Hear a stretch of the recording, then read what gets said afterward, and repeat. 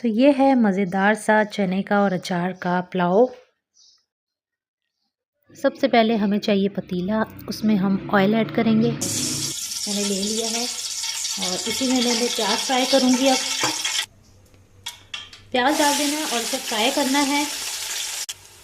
پیاز ہمارا کافی فرائی ہو چکا ہے۔ اب اس میں ڈال دوں گی ادرک لہسن کا پیسٹ۔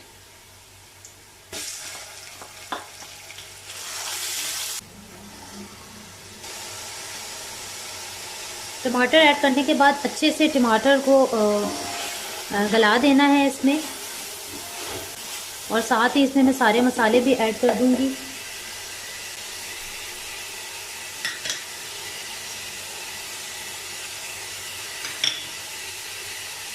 آلو بخارے،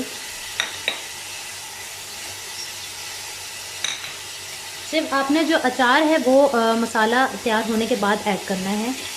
اب اسے اچھے سے تھوڑا سا پانی ڈال کے میں اسے کر دوں گی۔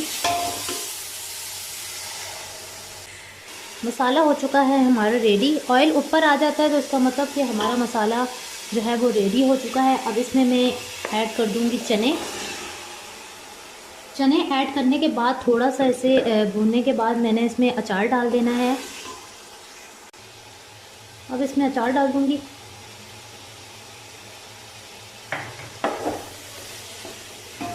اور اسے میں نے بھگو کر رکھ دیا تھا 1 گھنٹے کے لیے۔ 1 گھنٹے بعد میں نے اس کا پانی نکال دیا ہے، اور میں نے یہ والا کپ یوز کیا تھا۔ یہ میں نے 4 کپ لیے تھے، 4 کپ میں نے یہ لیے ہیں، تو میں 8 کپ یہی والے پانی لے لوں گی۔